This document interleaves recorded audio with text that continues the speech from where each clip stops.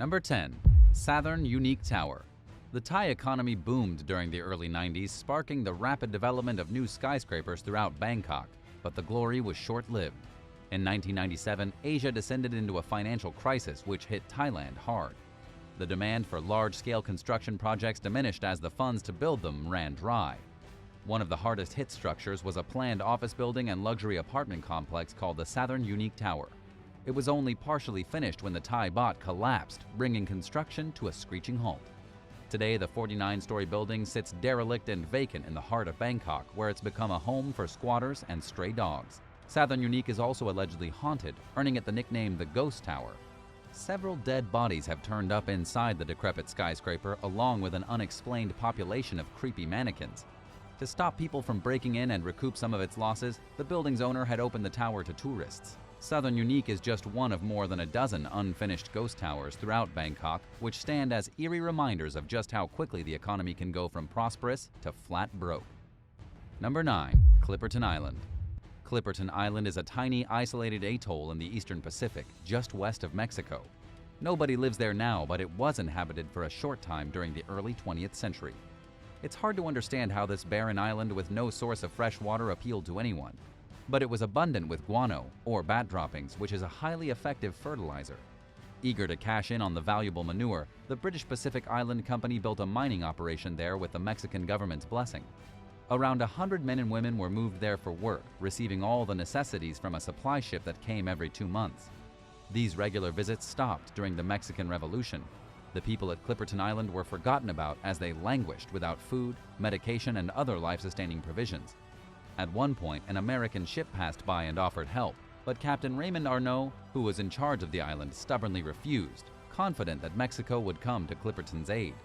By 1915, malnutrition and scurvy had claimed most of the lives on the island. One day, Arnault and 3 men set out in a canoe to try catching up with a distant ship, but their canoe capsized and they drowned. Only 1 man and 15 women and children remained by 1917. Captain Arnault began a campaign of rape and murder, declaring himself king of Clipperton. Arnault's wife and another woman killed him, and the handful of remaining survivors were rescued hours later by a U.S. Navy vessel. The settlement's ruins remain on the island to this day, but they don't receive any visitors due to its remoteness. Number 8. Hitler's secret French bunker. As the Allies moved in on the Nazis toward the end of World War II, Adolf Hitler planned to invade Britain from a secret bunker hidden in the French wilderness. It was one of the cruel dictator's many command centers in German-occupied territories throughout Europe, and it's where Hitler was stationed when he realized that the Nazis were going to lose the war. The bunker was codenamed Führer Hauptquartier Wolfsschlucht II. The remains of this final holdout are somewhere in northern France. Its exact location is still a secret because the country's elite Foreign Legion military uses it for training exercises. But a photographer named Mach Askat somehow managed to find it in 2018. Rare images show a moss-covered building with vaulted doors, which lead to a drab, decaying interior and a 6-mile-long, 10-kilometer tunnel. The building is filled with rusting equipment, broken pipes, and missing floorboards. Hitler only actually used the bunker once. He held a meeting there in 1944, during which one of his generals, Erwin Rommel, proposed ending the war. This obviously infuriated Hitler. An Allied air raid interrupted the meeting, forcing its attendees to take refuge in a bomb shelter. After it was over, the dictator fled for Germany and never returned. Number 7. End of the world cinema.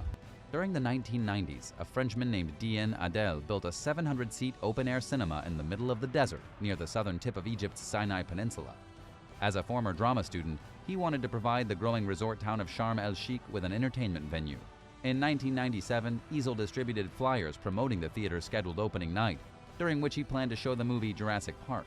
But the facility, called the 7th Art Theater, but better known today as the End of the World Cinema, allegedly lost power on opening night for unknown reasons. Some speculate that local authorities disapproved of the theater and cut the electricity on purpose.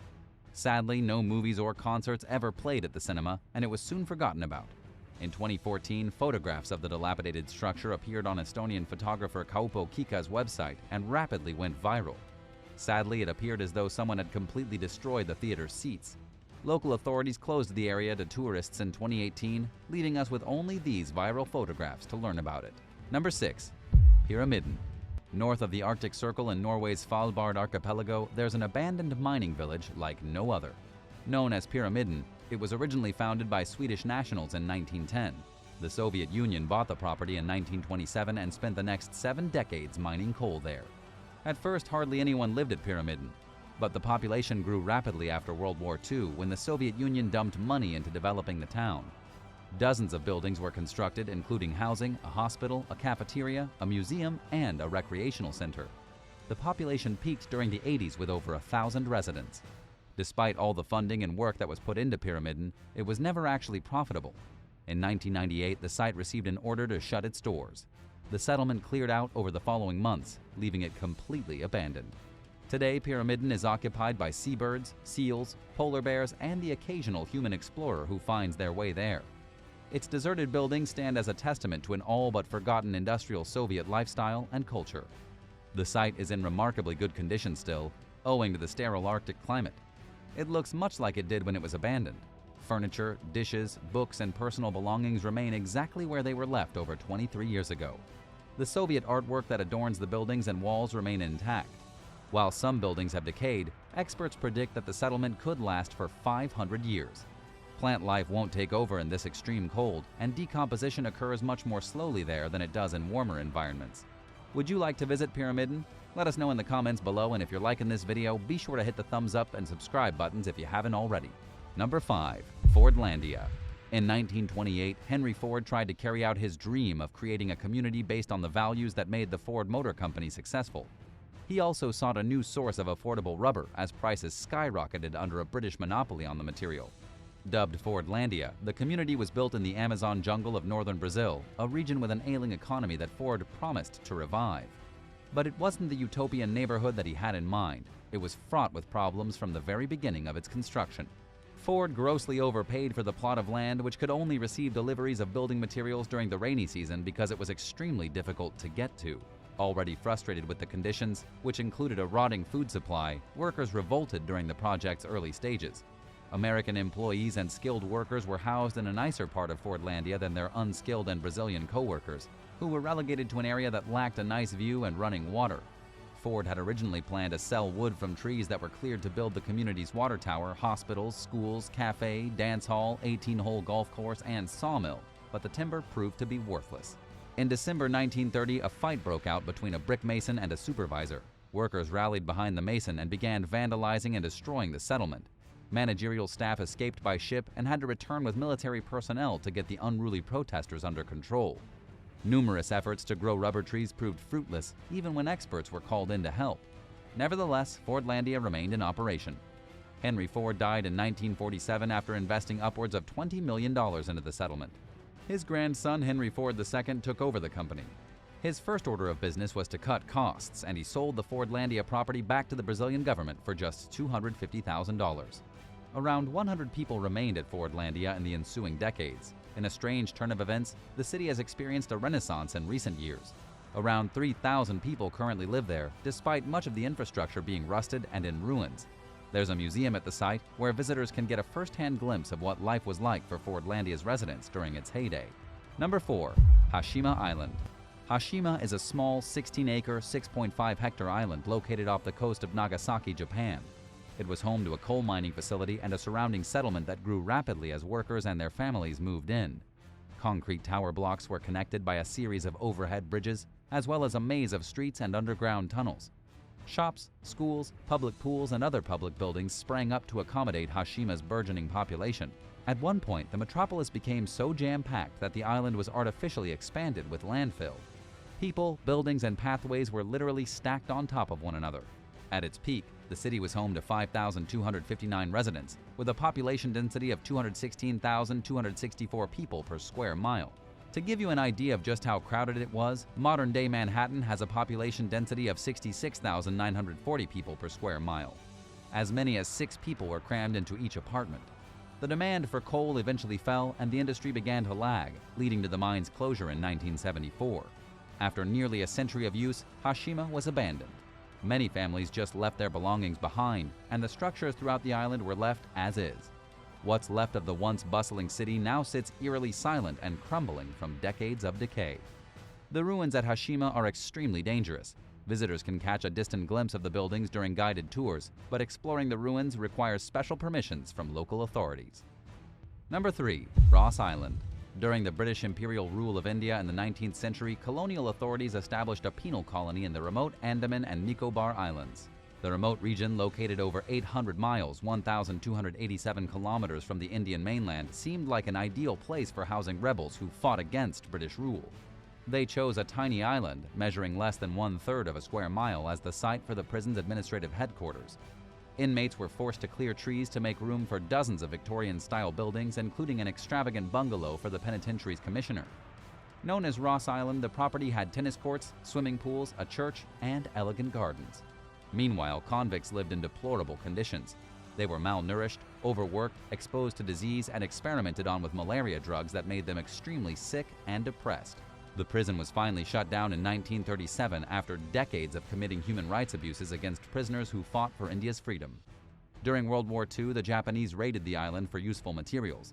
It was recaptured by the Allies and permanently disbanded. The Indian government oversees the eerie crumbling ruins, which have been reclaimed by nature.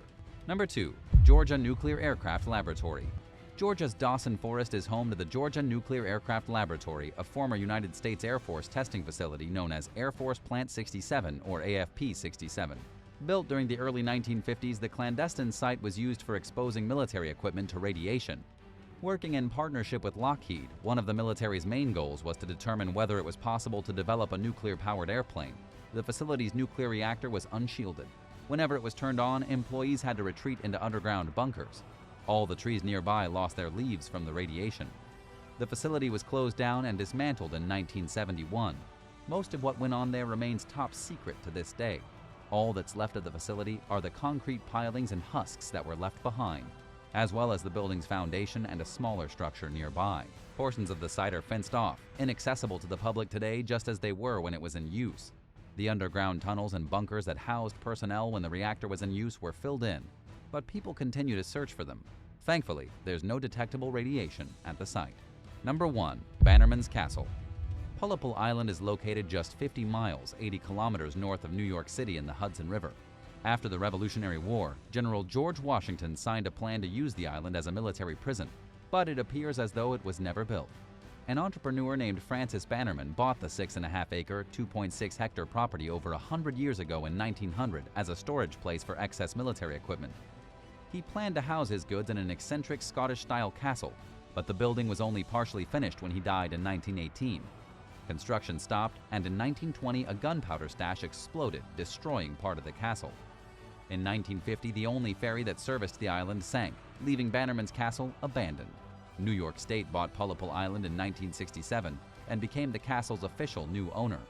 2 years later, a fire raged through the building, causing it to become dangerously unstable. In 2009, motorists from a nearby highway looked on as more of the castle collapsed. It's almost like the castle is cursed. Its exterior walls still stand, but its interior walls and floor are destroyed. The site has been further damaged by trespassers and vandals.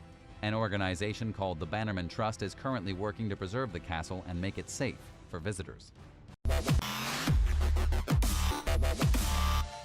Number 10. IM Cooling Tower. Built in Charleroi, Belgium in 1921, Power Plant IM is a creepy abandoned power station that once served as the country's largest utility providers. At its peak, a whopping 6 million people relied on the company for their electric and gas.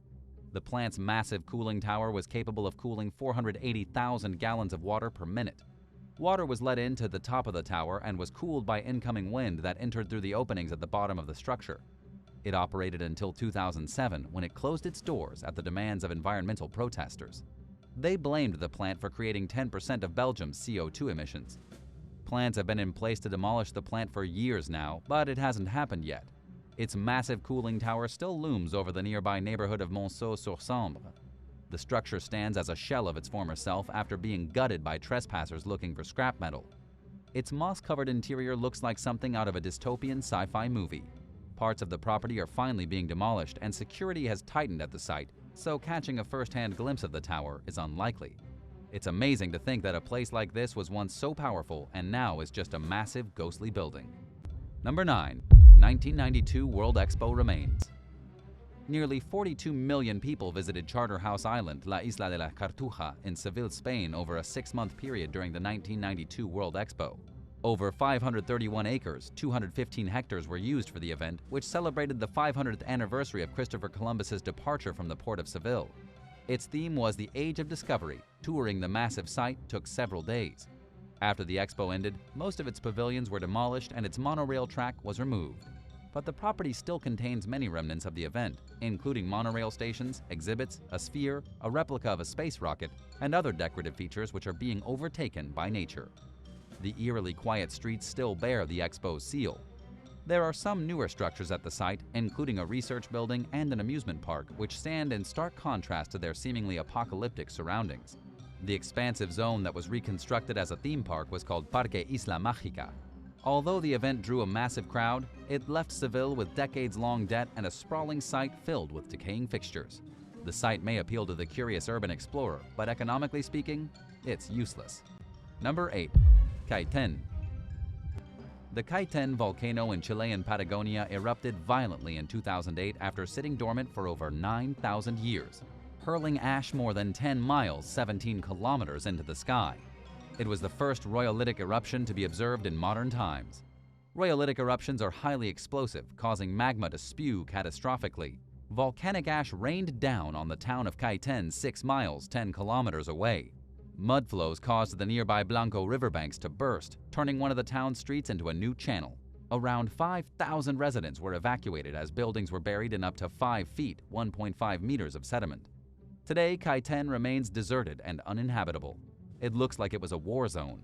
Its former residents are afraid of returning anyway. After all, who can blame them? They reported that earthquakes had gotten stronger and more frequent in the days leading up to the eruption, but had failed to realize the tremors were a sign of impending volcanic doom.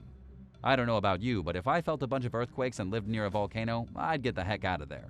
They weren't the only ones who failed to make this connection, though. Even the scientists at the Chilean Geological Survey considered the volcano to be a non-threat and weren't monitoring it prior to the eruption. The Chilean government relocated the former residents of Kaiten and began working closely with scientists to develop a nationwide plan for addressing volcanic hazards. But returning to the town now seems unlikely. Number 7. Hachijo Royal Hotel.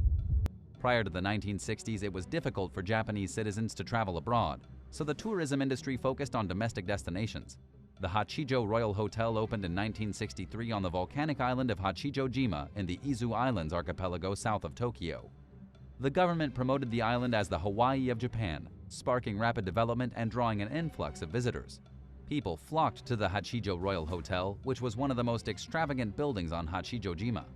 Its French Baroque-inspired design included mutation Greek statues, fancy water fountains, an outdoor swimming pool, and picture-perfect landscaping. The island's glory days ended when international travel became more accessible for Japanese citizens. As people opted to travel just a little further away to the lavish beaches of Guam, Thailand, and elsewhere, the once bustling hotel became empty and outdated. By the mid-90s, it began showing signs of wear and tear. The island's tourism industry attempted to revive itself, but their efforts were in vain.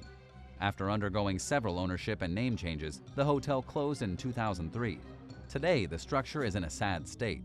It's deteriorated rapidly in a short time thanks to saltwater damage. Nature has reclaimed the once manicured property, turning it into what looks like a small jungle. The hotel sign is blocked by plant life, and the stairway leading to the entrance is moss-covered. What was once an upscale display of the finer things in life is now marked by the occasional crumbling statue or empty pool poking pitifully out of the vegetation. It wouldn't be surprising if an urban explorer saw the ghost of a tourist in a Hawaii shirt wandering around the hotel. Would you like to visit this creepy abandoned hotel? Let us know in the comments below, and if you're liking this video, be sure to hit the thumbs up and subscribe buttons if you haven't already. Number 6. Jayamana. During the 1970s, copper was discovered in the hills above the Romanian village of Jayamana. Villagers' lives were turned upside down when representatives for the then dictator Nicolae Ceausescu arrived and told them they had to move so that a mine could be built. Residents were offered generous sums of money for their homes in exchange for agreeing to move to a nearby village just 4.3 miles, 7 kilometers away. But that didn't mean they wanted to leave. At the end of the day, though, they didn't have a choice, and between 300 and 400 families became scattered throughout the country. The government went back on its big promises and compensated Jayamana's former residents with small parcels of land and meager cash payouts. During its heyday, the Rosia Poeni mine in Romania was Europe's second largest copper mine. It employed over 500 workers and produced 11,000 tons, 22,000 pounds of copper every year. Jayamana was replaced with an artificial and highly toxic lake full of sludge and runoff from the mine. The contaminated body of water contains dangerous chemicals such as cyanide and is a bright red color due to toxins. It's engulfed the entire former village. The only visible reminder left of Jayamana is a church spire sticking out of the water. Number 5. Mermine. Also known as Mermine Mine, the Mermine is an open-pit diamond mine in the remote wilderness of Siberia's Sakha Republic. At more than 1,722 feet, 525 meters deep, it's the 4th deepest mine on the planet. It's also one of the widest excavated holes in the world, with a diameter of 3,900 feet, 1,200 meters. Diamond deposits were discovered in 1955 as a part of the Soviet Union's efforts to make money and rebuild after World War II. The mine went into operation in 1957, but workers experienced difficulties mining in the harsh Siberian climate, which froze the ground for 7 months out of the year. With temperatures hitting as low as minus 40 degrees Fahrenheit, minus 40 degrees Celsius, car tires and steel shattered and oil froze. The crew thawed the ground using jet engines and broke through the permafrost using explosives. Despite these challenges, the Mermine was wildly successful, yielding gem-quality diamonds as big as golf balls. Production stopped in 2001 due to flooding and because it was deemed too dangerous to mine any deeper. The site closed in 2004 after operating for 41 years and producing $13 billion worth of diamonds. The mine was recommissioned in 2009, but operations haven't been easy, and it might be haunted now. In 2017, an underground flood trapped 140 miners, killing 8 of them. Number 4. Hutuan.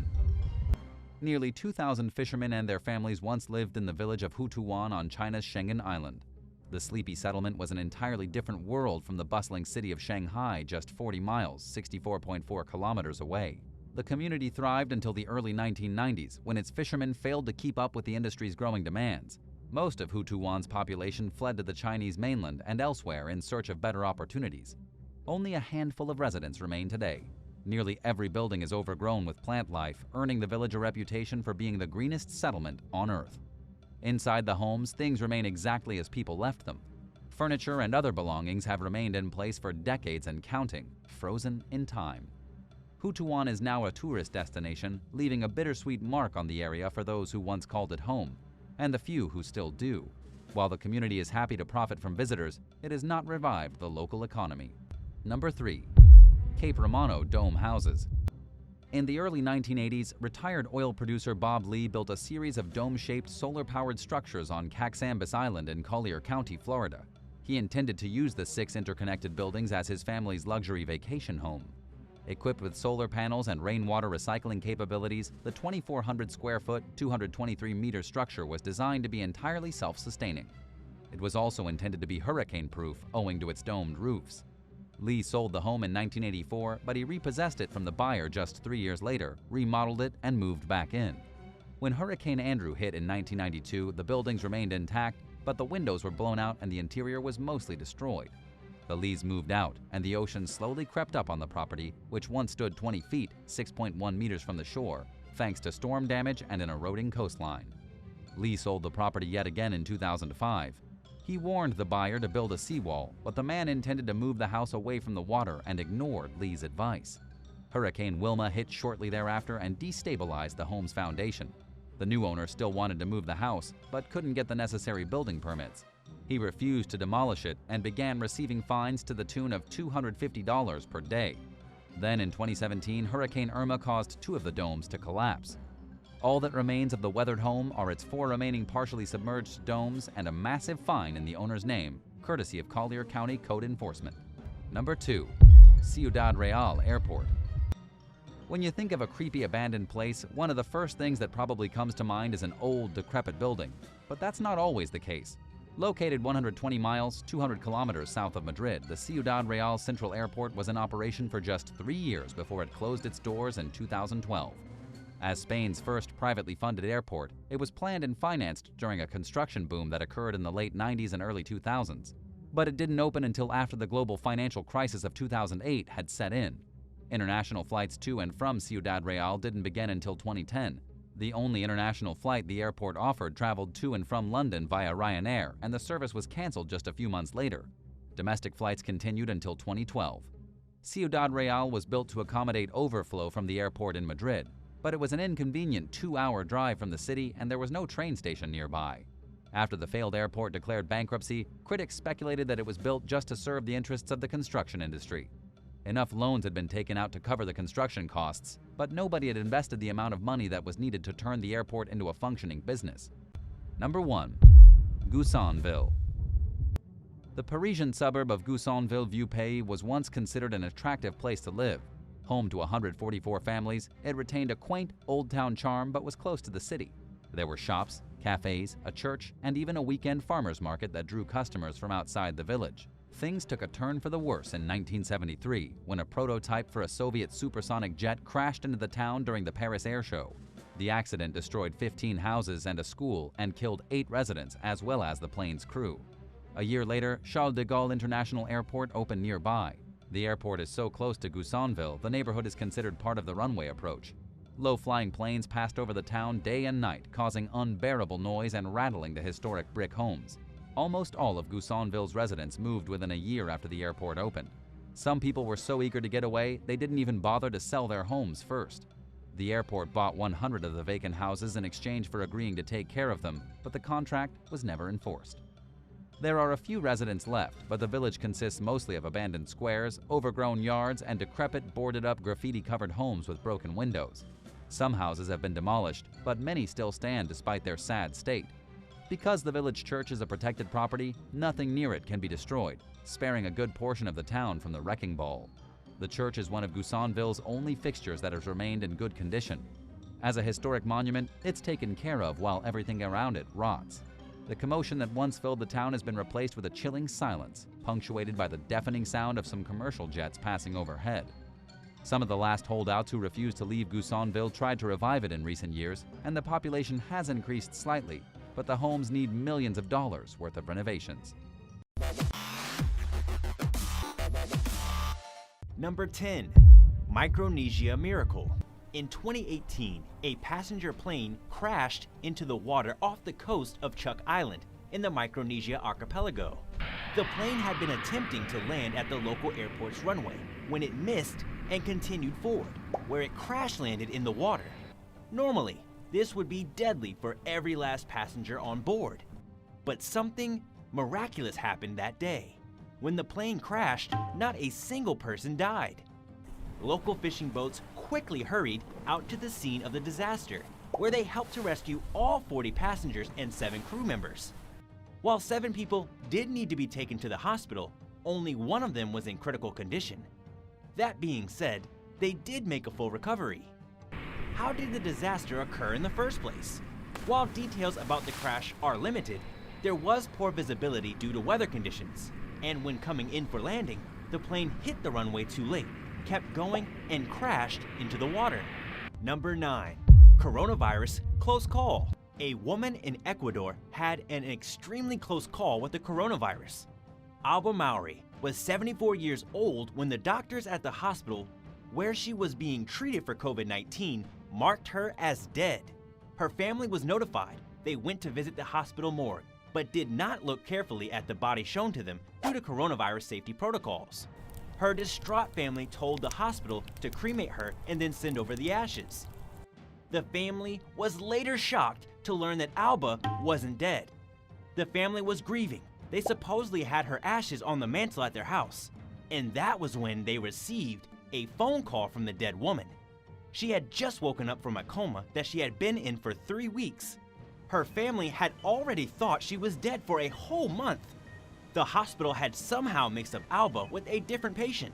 She did almost die from the virus, falling into a deep coma, but she miraculously survived. The family has been attempting to determine whose ashes they are in possession of so they can notify the family of the actual deceased. They are also understandably upset with the hospital for making such a grave error. Number 8. The wrong leg. An 82-year-old man was suffering from a handful of illnesses in Austria when doctors decided he needed to undergo surgery to have his leg amputated. The leg was compromised due to infection, and without amputation, he very well could have died. So, the doctors at the Friestadt clinic booked him for surgery, then amputated his right leg. Before surgery, a mark was made on his leg to indicate to doctors which one to cut. Unfortunately, several days later, when they were unwrapping his bandages, they realized they had performed surgery on the wrong leg. He was actually supposed to have his left leg removed. So what happened next? The doctors had to book him for another surgery in which they amputated the proper leg. In the end, he had both his legs removed when he was only supposed to have one of them removed. It was a horrifying mistake. The clinic's medical director, Norbert Frisch, had to make a public apology at a news conference. It's a miracle that the old man survived having both his legs taken by the doctors. The hospital was shocked and dismayed by their error and offered psychological support to this ill and elderly man who will now have lost both legs. This story is tragic, but it's not the first time that a hospital has made this kind of error, though it is extremely rare. Number 7. Russian plane fire. At a Russian airport in Sochi, 18 people were injured and one first responder died after a horrifying plane incident in which the vehicle caught on fire. It was a Boeing 737 flying in from Moscow with a total passenger count of 164, as well as 6 crew members. The plane made its descent okay, but as it landed on the runway, the pilot made a grave error. The plane spun off the end of the runway, crashed into a riverbed, and burst into flames. Luckily, all of the passengers did survive with only a small fraction suffering injuries. The only fatality was a first responder who unbelievably suffered from a heart attack while in the process of rescuing the people on board. The heroic first responder succumbed to his heart attack at the scene, while the passengers and crew involved in the plane crash all survived. Number 6. Waking up in the morgue. Yet another bizarre incident in Russia, this time in the Far East. A man was out drinking vodka with his friends when he suddenly passed out. They phoned an ambulance, the paramedics arrived, and they declared the man dead, presumably from alcohol poisoning, though the reason given for declaring him dead was unclear. The paramedics took his body into their ambulance, drove him to the morgue, and he was placed in a mortuary freezer. But on this particular night, the morgue happened to be filled up completely. Bodies were filled on the shelves, so several had to be placed on the floor of the freezer, including this gentleman. According to police spokesman Alexei Stoyev, at some point during the night, the supposed dead man woke up. He simply woke up from being extremely drunk, so much so that the paramedics had thought he had died. But for this poor guy, what a place to awaken. As he realized what was happening, he was able to scream for help and get the attention of the mortuary guard, who let him out of the freezer. After he left the morgue, this hard partier stumbled back to where the paramedics had originally been called to rescue him. His friends were still partying and drinking, as they were mourning his death. So, he sat down and had a drink with them. What would you do if you woke up in a freezer full of corpses? Would you go back to hang out with your friends and have a drink? Or just go home and go to bed? Let me know your thoughts in the comments and don't forget to hit subscribe. Number 5. 10 Years in the Jungle. A man named Karapiru was born into the nomadic community of hunter-gatherers known as the Awa back in the 1940s. At the time, the Awa had never before been contacted by outsiders. This was a literal tribe of jungle primitives, living off the land with no idea that the outside world even existed. But this was a changing time in the Brazilian rainforest. By the 1970s, a railroad had been built through the Awa's territory, and settlers from the modern part of the country were moving in to exploit resources. These settlers hated the indigenous tribes, so they usually killed them. They set traps, ambushed them with guns, and shot them down, and things of that nature. Karapiru was involved in one of these ambushes. He saw his entire family get gunned down by Brazilian farmers. Then, to save his own skin, he ran off into the jungle. Fearing that the farmers would hunt him down and kill him, he wandered through the Brazilian Amazon for 10 full years. He ate monkeys, he hunted fish, and he lived a solitary existence. His survival was something of a miracle. He wandered so far through the jungle that he eventually emerged on the other side, stumbling upon a settled area of farmers. They took him in and reintroduced Karapiru into civilization. Shortly after, he contracted COVID-19 and died. 10 years struggling to survive in the jungle and then killed by the same pandemic that has devastated populations around the world. Tragic. Number 4. Stabbed at a haunted house.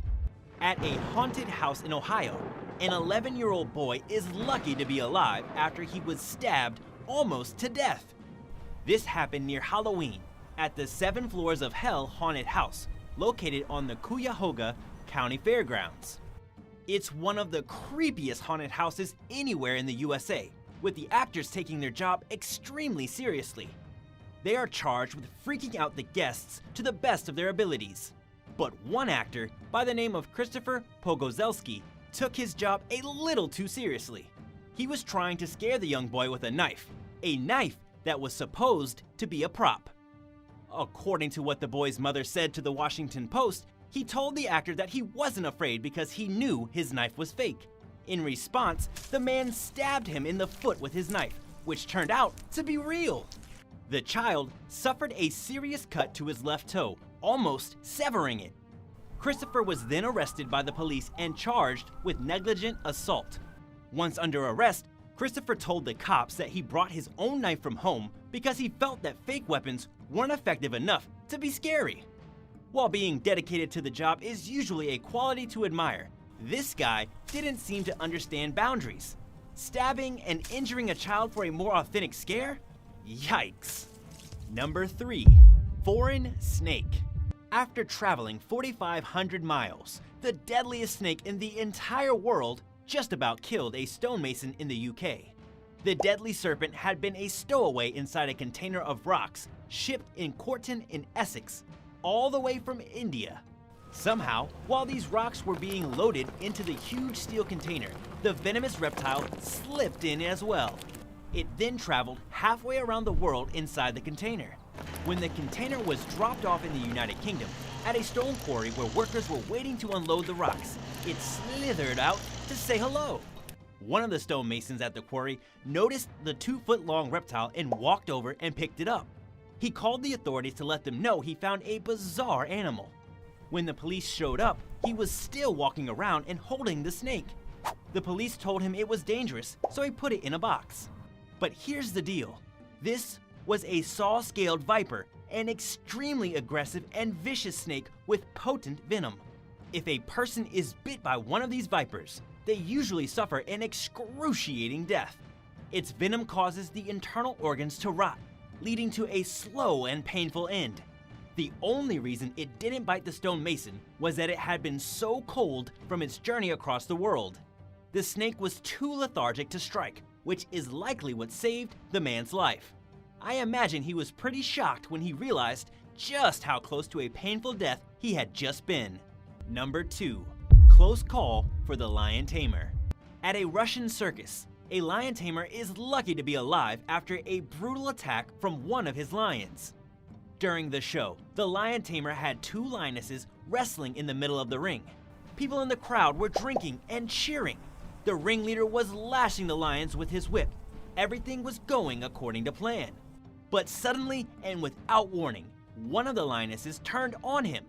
Her name is Bega, and she turned and pounced on the lion tamer so quickly that he didn't have time to react. Perhaps she'd had enough of the whip, but Bega sunk her teeth into the lion tamer right there in front of the audience.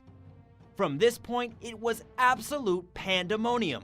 There was a pregnant woman in the crowd who was so shocked by what she was witnessing, then she had a seizure. As this woman was seizing in the crowd, the lion tamer was desperately trying to get away from this wild beast that was still biting him. He did eventually manage to get away from the lion with the help from other members of the circus. Then, according to the New York Post, he was sent to the nearest hospital with serious injuries. While at the hospital, the injured lion tamer told the press that it wasn't the lioness's fault. He said, and I quote, "Animals are animals." Number 1. The Andes Cannibals. Uruguayan Air Force Flight 571 crashed into the Andes Mountains back in October of 1972. The flight was carrying 45 passengers and crew, with 19 of them belonging to a Christian rugby team. The wreckage was at an elevation of 11,700 feet. in an extremely remote part of the mountains in Argentina. There was nowhere for these people to go. 3 crew members and 8 passengers died right away, and a few more died in the following days, leaving a small handful of surviving passengers. Search efforts were called off just after 8 days of looking, with the authorities presuming all passengers were dead. But they weren't. For 72 days, the survivors suffered from exposure, starvation, and the trauma of their situation. Many of them actually resorted to eating the bodies of their fellow passengers just to survive. They weren't rescued until 2 of the survivors hiked for 10 days through the mountains, sometimes reaching elevations of over 15,000 feet to find help. They ended up traveling 38 miles before they finally located civilization.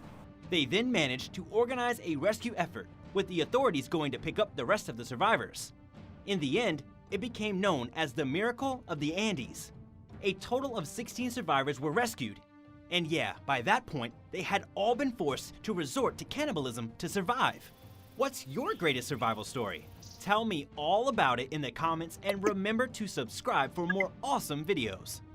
Thanks for watching, and see you all again soon.